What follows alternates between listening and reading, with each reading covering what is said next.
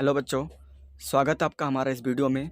मैं आज आपको इस वीडियो में बताऊंगा मोस्ट इम्पोर्टेंट क्वेश्चन साइंस का, वो भी नाइन्थ क्लास का चैप्टर 5 का, जो पेपर में बार बार क्वेश्चन पूछे जाते हैं। ठीक है, जो मैं आपको क्वेश्चन दूंगा, आपको क्या करना है, उस क्वेश्चन को कॉपी में नोट कर लेना है।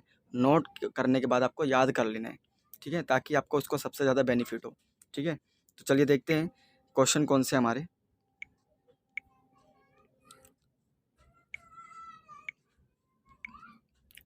ये रहा भाई आपका पहला क्वेश्चन। ठीक है, पहला क्वेश्चन देखो क्या कहता है। पहला क्वेश्चन आपको कहता है कि कोशिका में माइटोकॉन्ड्रिया की क्या भूमिका होती है। आपको ये चीज़ याद कर लेनी है, कोशिका में माइटोकॉन्ड्रिया की क्या भूमिका होती है ना। या अलग तरीके से पूछ सकता है कि कौन से अंग को कोशिका का बिजली घर कहते हैं, तो माइटोकॉन्ड्रिया होता है। क्यों कहते हैं आपको पूरा डिफाइन करना है, क्यों, क्योंकि एटीपी के रूप में जो है पूरी कोशिका को ऊर्जा देता ही है, तो आपको याद कर लेनी है। नेक्स्ट आपका इंपॉर्टेंट क्वेश्चन है कि लाइसोसोम को कोशिका की आत्मघाती थैली क्यों कहते हैं। लाइसोसोम को कोशिका की आत्मघाती थैली क्यों कहते हैं, आपको ये याद कर लेनी है। ठीक है, क्यों कहते हैं भाई, क्योंकि इसके अंदर जो है बहुत ही शक्तिशाली पाचक एंजाइम होते हैं। जब भी कोशिका क्षतिग्रस्त हो जाती है या फट जाती है, तो ये अपने ही कोशिका को पाचित कर लेते हैं, इसीलिए इसको आत्मघाती थैली कहते हैं। ठीक है, तो आपको याद कर लो, बुक में और अच्छे से आपको आंसर मिल जाएगा। ठीक है, अच्छे से ढूंढ के इनको याद कर लो।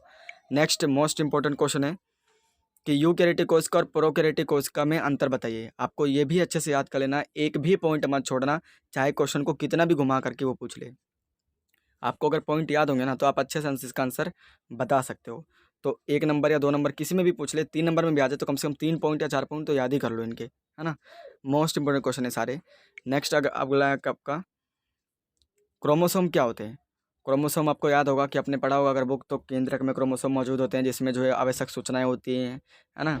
आनुवांशिक गुण होते हैं जो अगली संतति में डीएनए के रूप में जाते हैं। ठीक है, अगली संतति में डीएनए के रूप में जाते हैं, तो आपको ये याद कर लेना है। ठीक है, अगला क्या क्वेश्चन है भाई। अगला क्वेश्चन है कि आपका एटीपी, डीएनए, एसईआर, आरईआर का फुल फॉर्म याद कर लो भाई। एडेनोसिन ट्राइफॉस्फेट डीऑक्सीराइबोन्यूक्लिक अम्ल, चिकनी अंतर्द्रव्य जालिका, खुरदरी अंतर्द्रव्य जालिका, ये चीज़ें आपको याद कर लो। इनमें से एक नया क्वेश्चन तो देगा और पूछ भी लेगा कि इसका फुल फॉर्म बताओ भाई। ठीक है, तो नेक्स्ट क्वेश्चन आपका मोस्ट इंपॉर्टेंट ये भी है, वर्णात्मक परागम में झिल्ली किसे कहते हैं और क्यों कहते हैं। आपको याद होगा कि कोशिका झिल्ली को ही कोशिका का वर्णात्मक परागम में झिल्ली कहते हैं भाई। क्यों कहते हैं कि हर एक चीज़ों को अंदर आने जाने नहीं देता है, सोच और समझ करके यानी वर्णन करके आने जाने देता है, तो यही चीज़ होता है। ठीक है, क्यों कहते हैं, तो आपको अच्छे तरीके से पूरा डिफाइन कर देना, बुक में आंसर ये आपको मिल जाएगा। फिर कहता है कि भाई प्लाज्मा झिल्ली किस पदार्थ की बनी होती है, तो लिपिड और प्रोटीन की बनी होती है। आपको इसको भी याद कर लेना अच्छे से, बुक में आपको आंसर मिल जाएगा। ठीक है, नेक्स्ट आपका मोस्ट इंपॉर्टेंट क्वेश्चन ये भी है कि परासरण और विसरण क्या है। कोशिका के अंदर गैसों का आदान प्रदान होता है या जल का आदान प्रदान होता है, तो दोनों विधियाँ यही हैं, परासरण विसरण, इन्हीं के द्वारा ही चीज़ें होती हैं आदान प्रदान में कोशिका का। ठीक है, तो इसको भी एक बार आप याद कर लो, बुक में सारे आंसर आपको मिल जाएंगे अच्छी तरीके से। नेक्स्ट मोस्ट इंपॉर्टेंट क्वेश्चन क्या है आपका, देखते हैं एक बार।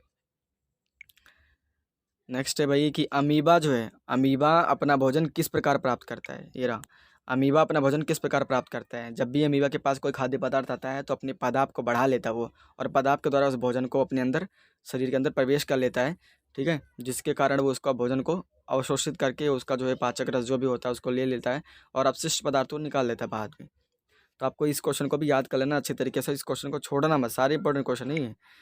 अगला क्वेश्चन क्या कहता है आपका, देखो पादप कोशिका और जंतु कोशिका में अंतर बताइए। आप छोटी क्लासेस से, छठी से पढ़ते हुए आ रहे हो ये चीज़, आठवीं में भी बहुत अच्छे तरीके से आपने पढ़ा होगा कोशिका वाले चैप्टर में, पादप कोशिका और जंतु कोशिका में अंतर, तो इसको भी याद कर लो, एक एक पॉइंट आप छोड़ना मत इनके। नेक्स्ट क्वेश्चन क्या है कि पादप और जंतु कोशिका का चित्र भरो भाई।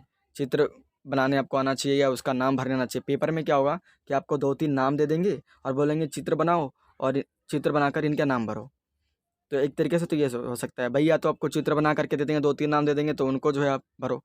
तो आप क्या करो, एक बार बुक में चित्र को देख करके बना लो बुक से, उसके बाद कोशिश करो कि बिना देखे बनाने की, अच्छे से प्रैक्टिस कर लो और इसके हर एक नाम याद कर लो, नाम मत छोड़ो। ठीक है, नेक्स्ट क्या है आपका, एक कोश के जीव और बहुकोश के जीव में अंतर बताओ। ये भी एक इंपॉर्टेंट क्वेश्चन रह जाता है आपका, है ना, कि एक कोश के जीव और बहुकोश के जीव में अंतर बताओ। भाई अमीबा एक कोश का जीव होता है, एक एग्जाम्पल याद कर लो, है ना। बहुकोश के जीव में किसी भी जानवर को दिखा दो जो विजिबल होते हैं, है ना। तो ये चीज़ आप अच्छे तरीके से याद कर लेना, छोड़ना मत इस सारे क्वेश्चंस को, है ना। इस वीडियो को उन बच्चों तक भी शेयर ज़रूर करना जिनको क्वेश्चन की सबसे ज़्यादा नीड होती है वो भी जो है इंपॉर्टेंट क्वेश्चन ढूंढ ही रहे होंगे कहीं ना कहीं, तो आप उनको भेज दोगे तो उनका भी फ़ायदा हो जाएगा और आपका भी भलाई हो जाएगा, है ना।